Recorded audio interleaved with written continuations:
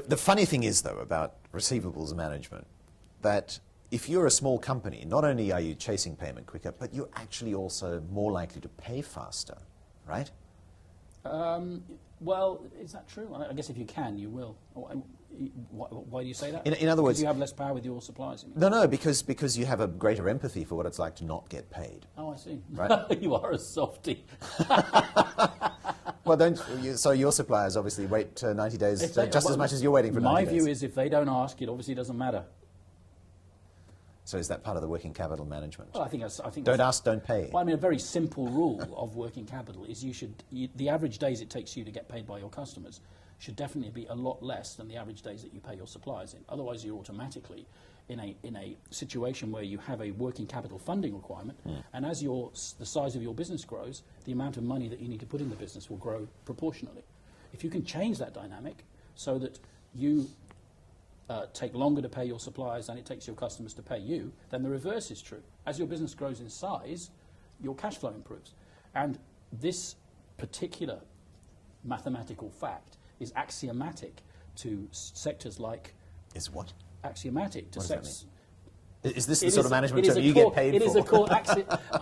I'm not going to charge you for that one, okay? But the next one, I'll let you have that one for free. But the next one, paradigm, right, which comes shortly after that.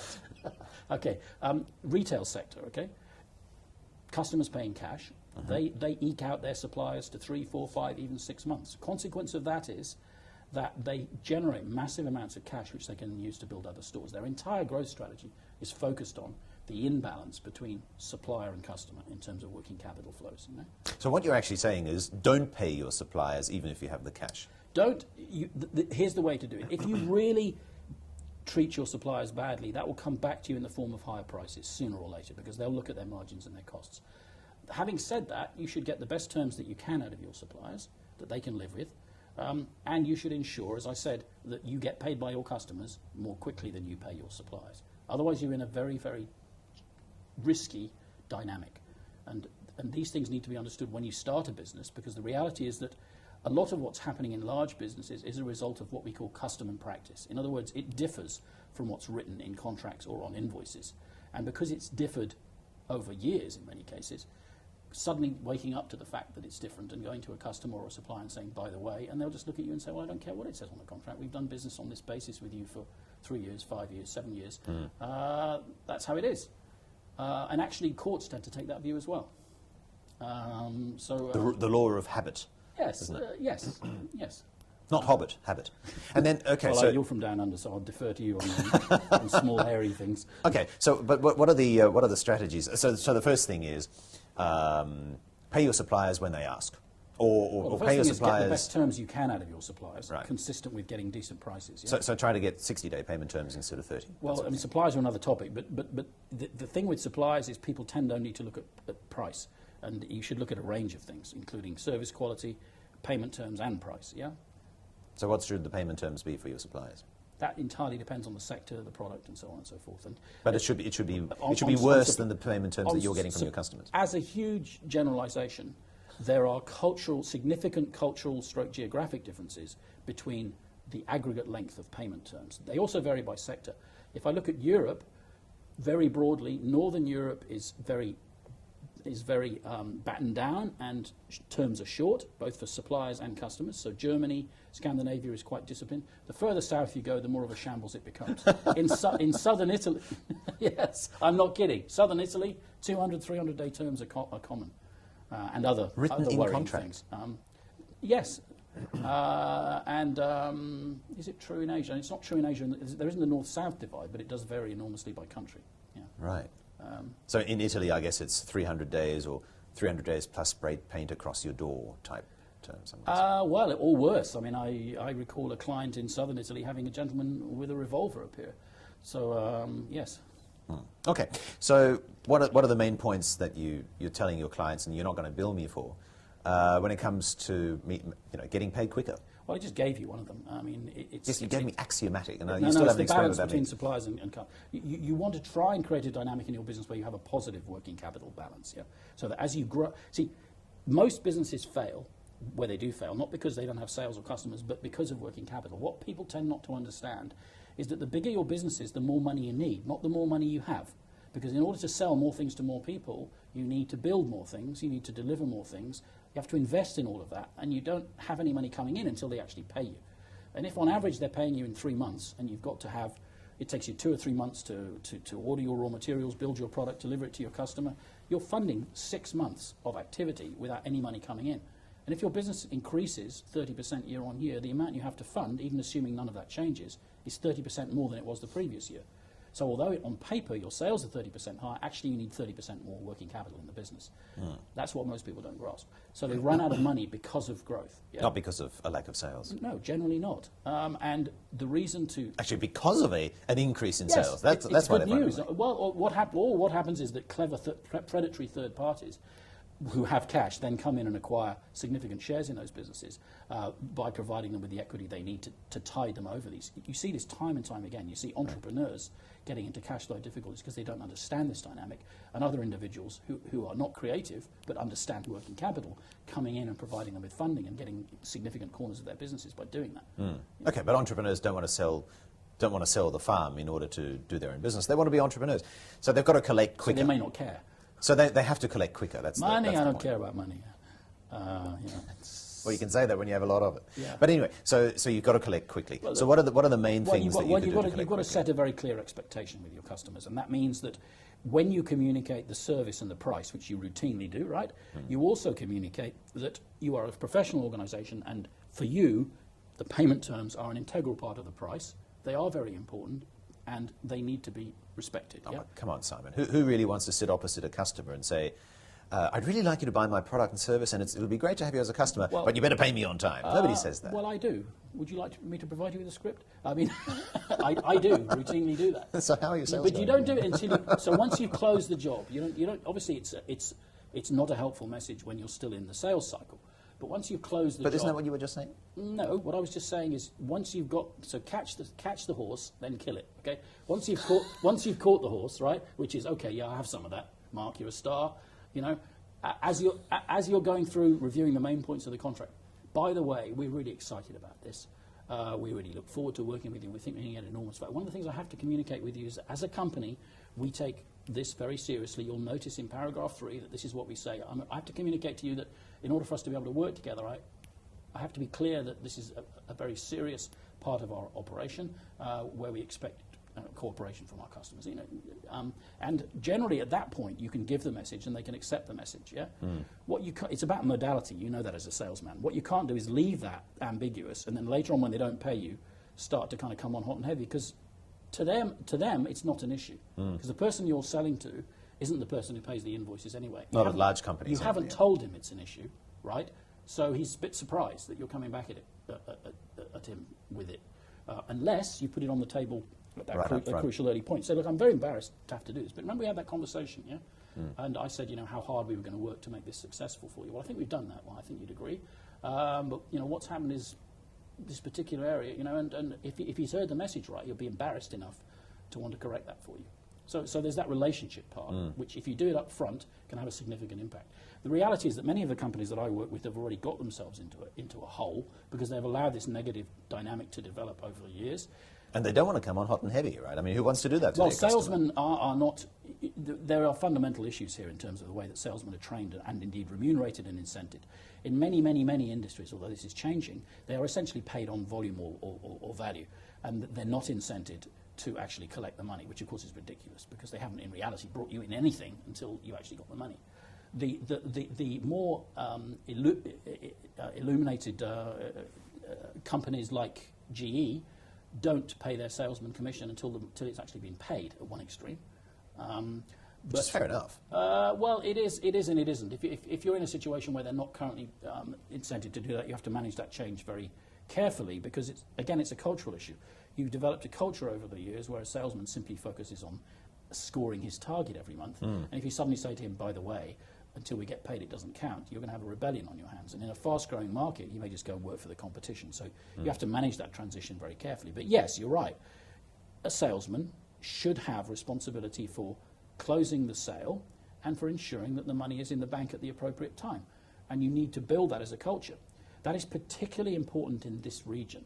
Why? Because in the West, businesses have evolved so that generally most businesses have a form of centralized credit control, which is typically a young lady, or slightly less young lady, on a phone following up with regard to payment. That model works much less well and is much less established in this region. Typically in this region, in most industries, the salesman will be the primary point of contact, not just for selling but also for collection. Therefore, if your salesmen are not trained and comfortable in that area, and that includes what we discussed a minute ago, which is putting out the relevant messages at the contract stage, yeah, and then reinforcing those messages, and then being incented in a meaningful way on whether or not that actually happens. Unless you've got all of that in place, you've got a challenge on your hands, because it's the salesman that owns that relationship. Yeah? Still, isn't there a benefit in having somebody else take care of the payments? A pretty young thing, as you were just implying. I know you didn't say that, but that's what you were implying. Because then the salesman can kind of wash his hands of that embarrassing conversation. Once you've got to a situation, to a dynamic that you're comfortable with, but if you think of the transition, which is what we are commonly faced with, right. Let's say you're already in a situation where your terms are 30, you're being paid in 100. The salesman... Well, not at all. Yeah, well, not at all. The salesman is managing that relationship. He's mates with his customer, right? He doesn't want to go in there and start beating his customer Well, up. exactly. But if you have a young lady from head office start phoning up, that's going to get even worse, because the salesman, all that will happen is that the customer will then turn to the salesman and say, I don't know what the hell you think is going on, but I've had someone I've never heard of phoning me up and asking for payments. I'm disgusted. That's a way to create a very unhealthy dynamic. So the way you manage that transition, it has to be done very carefully. But the key is the salesman. He has to own that, because in my experience, if he doesn't, he'll just talk out of both sides of his mouth. He'll go into the customer and say, look, I'm under a lot of pressure. You know, I've got to get some money soon, or I'm going to be in trouble. Just between you and me, I think this is BS. You know, and hopefully this will pass and we can get back to the way we used to do things. I mean, there's a big risk that you'll get that, because he'll have this established relationship, and he may well be closer to the customer than he is to his employer. That's a feature of many cultures in this region, right? And that puts you at risk. Because if that's the case, then if he really gets the hump, he's off with the customer. You don't get paid, you lose the business. So, Simon, what are some of the more unorthodox ways that you've heard about? Well, I thought I knew everything about collecting receivables, having done it in about 30 countries over many, many years. But I was coming in from, as I said to you before, when we were talking about that other item, I often ask taxi drivers, because they're an interesting source of information. Good tip. And depression. Always sit. Well, yes, depends. The world, according to taxi drivers, is usually very bleak. Well, you say this, but I mean, my tip when customers come to me and say, well, I need to go to India or wherever it is, I will say, well, which part of the taxi do you sit in when you go to a foreign city? Don't sit in the back, sit in the front. Sit next to the driver. Go to Jakarta, sit in the front, shake the driver's hand, ask him his name, ask him what he's up to. And within an hour, because by and large it takes quite a long time to get places in Jakarta, yes. You'll have learned everything you need to know. You know, you'll have discovered that they actually preferred Suharto. There's all this stuff about that they don't care about bloody democracy. What they liked was 20 years of double-digit growth, you know, and the fact that they knew who to bribe, you know, and all that kind of stuff. I mean, I recommend that every time. Anyway, on that subject, I happened to be in a taxi with a Chinese taxi driver in Singapore. And he said, "Oh yeah, working capital. Actually, I have a business with my brother my brother-in-law, and we earn quite a lot." I said, "Well, so what do you do? You know, do you break legs?" He said, "Oh, not at all. No, goodness me, no." He said, "What we do is we go round to the office of the debtor, which typically is a large room full of women processing invoices. We stand in the middle and we take off all our clothes and we throw them out of the window." What? the clothes. Yes, and what typically happens then is that the women all scream and run into the ladies and refuse to come out until we go. And we refuse to go until we get the invoice. And we have about a 90% success rate. I hadn't heard that before, and I must say I was quite impressed with that. Because they have no costs. It's almost 100% effective, and it's very quick. Typically takes less than an hour for the whole thing. You know, think of how many weeks it takes you to get paid. But don't they get arrested, outraging modesty and all of that stuff? Is an outrage of modesty simply showing your naked body? Well, it depends what your body looks like. It could be quite outrageous. Well, that part I didn't ask. What did the taxi driver look like? No, let's not even go there. So if they throw the clothes out the window, then how are they going to put the clothes back on once they've collected the check? One of the girls to go and get them, you see. Which pocket do they put it in? Well, the check, that is. Well, there are places. Yeah, okay. That's a good point. Yeah, I think they put the check in In the pocket. teeth. Right. What about things like giving discounts, giving upfront discounts in order, for prepayment or for payment on time? Well, you know my view on this because you and I discussed this. The reality is, if you have not managed your business to a point where customers pay you based on the terms that you have agreed, then discounting is not going to help, because all that will happen is they'll take the discount and still not pay you on time. Okay, that's the reality. But then at least if it's a discount for prepayment, you can withhold the service until that prepayment has come in. Discount for prepayment? I mean, if you're saying that you change the terms for offering them a lower price, then that's okay. If you're saying you provide them with a price adjustment because they pay you within a certain time, that's a different thing. Because what they'll do in reality is, let's say the price is 100 and you say it'll be 90, it'll be 2%, it'll be 98 if you pay me within 3 weeks. All that'll happen is they'll mark the price as 98 on their ledger. So in their computer it'll say one Mark Lowdy 98 from day one, and then the person that controls when you get paid, who's a different person, will simply pay you the same way that they were paying you before, and all you've done is given away 2 percentage points of your margin, right? Right. And again, I've seen this happen over and over and over again. The reality is, if you can't manage to your existing terms, there's no earthly reason to suppose why discounting or doing anything, unless you fundamentally change the dynamic, will change the fact that the customers will continue to pay according to what they want to do rather than what you tell them. Okay, so I could continue to ask you lots of questions for hours, but first of all, you'll want to get paid for this information, and second, we're due at the pub. Oh, not so very much. I'll take it in kind. I mean, a nice lunch. Okay. But in the meantime, you're going to make us click on one of these buttons nearby the screen to get in touch with you, right? Which button should people click? The Contact Us button or the Pay Your Money Now button? Listen, receivables is a big topic for many companies. It's particularly a topic now in the West because bank lending has dried up. So the opportunity to generate cash from internal operations, which is what this is. I mean, okay, on the negative front, it can be a risk. On the positive, because the probability of in-full payment diminishes as things get older. But on the positive front, if you can manage this better and generate a few months of cash flow, this can be a significant investment opportunity. It can create money for new things. And that's the message that I would give to companies. Focus on this, not necessarily because of risk, but because of all the opportunities there are out there, particularly in this region and particularly now. Yeah? And yes, call me. All right, click on the button. Let's go for lunch. Thank you.